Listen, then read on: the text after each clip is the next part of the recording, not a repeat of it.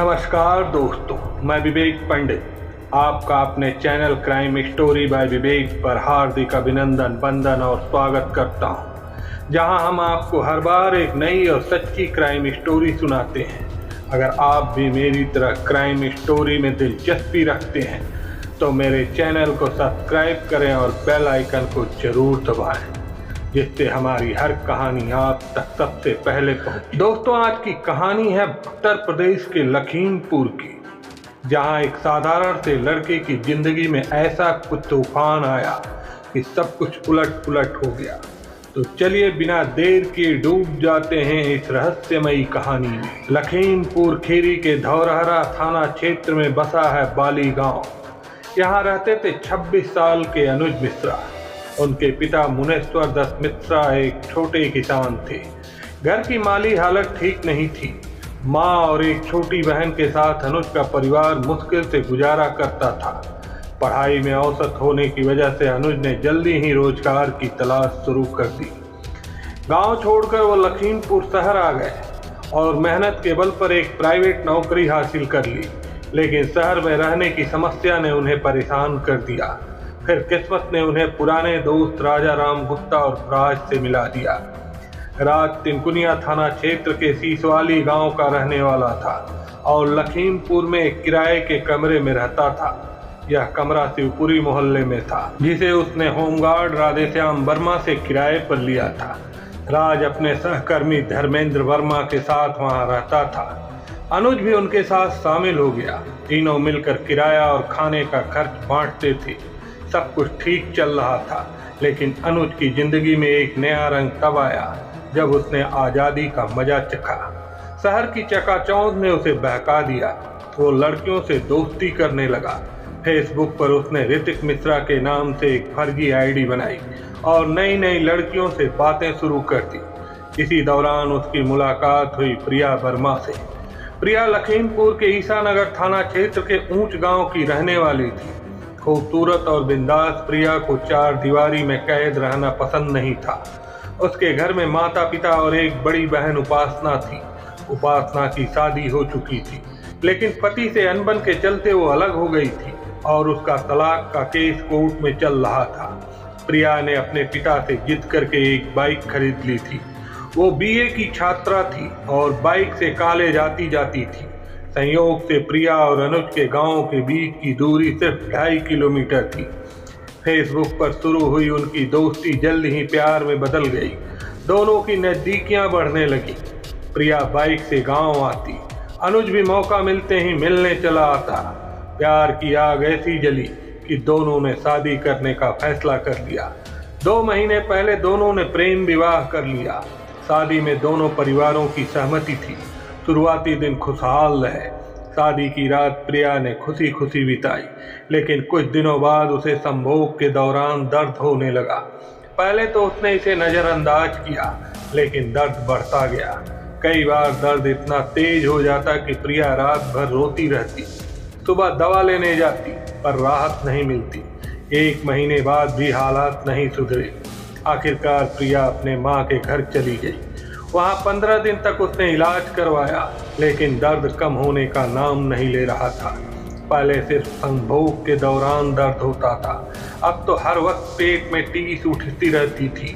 कभी कभी दर्द इतना असहनीय हो जाता कि प्रिया को लगता कि उसका पेट फट जाएगा। अनुज फोन पर उसका हाल चाल पूछता रहता और मिलने भी जाता। जब इलाज से कोई फायदा नहीं हुआ तो अनुज उसे सीतापुर के खैराबाद ले गया।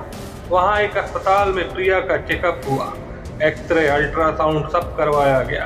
फिर डॉक्टर ने दोनों को बुलाकर जो बताया वो सुनकर उनके पैरों तले जमीन खिसक गई। डॉक्टर ने कहा कि प्रिया के गर्भाशय में चोट है। ये चोट 1-2 साल पुरानी लगती है। इलाज ठीक से न होने की वजह से हालात बिगड़ गए। चोट तो ठीक हो सकती है, दर्द भी खत्म हो जाएगा, लेकिन गर्भाशय में फैला संक्रमण अब उसे मां बनने से रोक देगा। यह सुनते ही प्रिया और अनुज के चेहरे लटक गए। डॉक्टर ने कहा, आप चाहे तो लखनऊ में दोबारा जांच करवा सकते हैं, पर नतीजा यही रहेगा।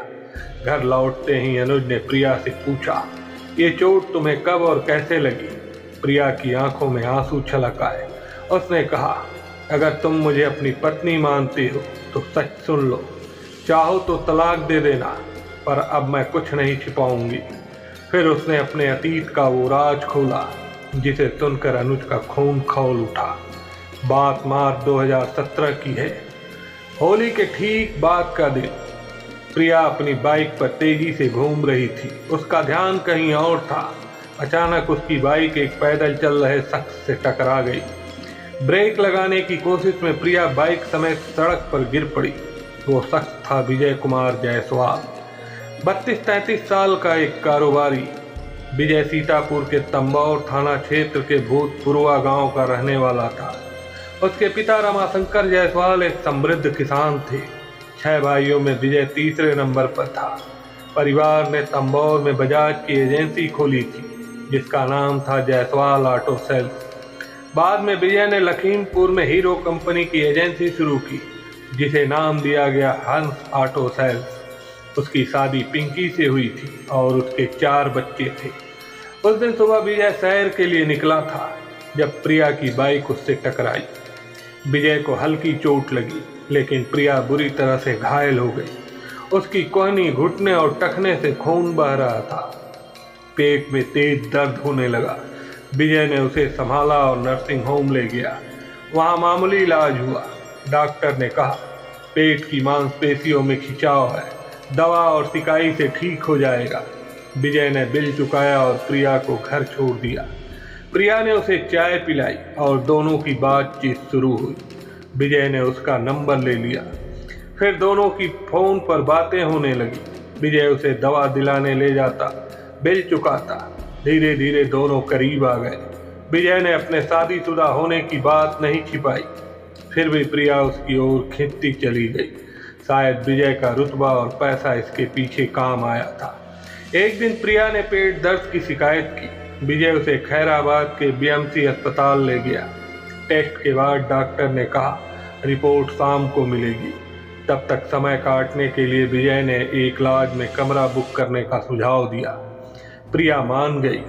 कमरे में पहुंचते ही दोनों के बीच शारीरिक संबंध बन गए। इसके बाद ये सिलसिला चल पड़ा। विजय उसका इलाज भी करवाता रहा। फिर प्रिया की जिंदगी में अनुज आया।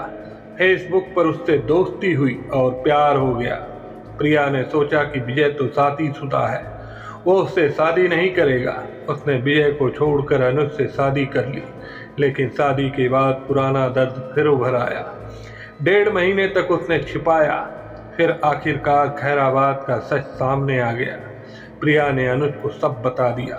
वो रोते हुए बोली, मैं कभी माँ नहीं बन सकती, तुम मुझे छोड़ दोगे। अनुज ने कहा, मैं तुमसे प्यार करता हूँ, तुम्हारे अतीत से नहीं, लेकिन मैं विजय को जिंदा नहीं छोड़ूंगा। प्रिया का भी गुस्सा भड़क उठा।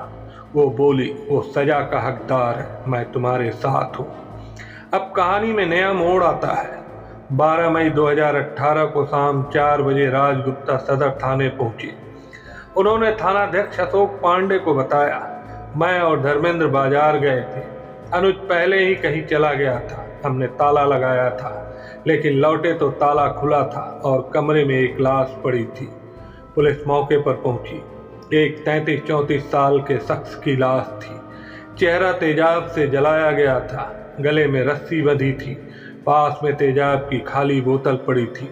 शक अनुज पर गया, लेकिन उसका फोन बंद था।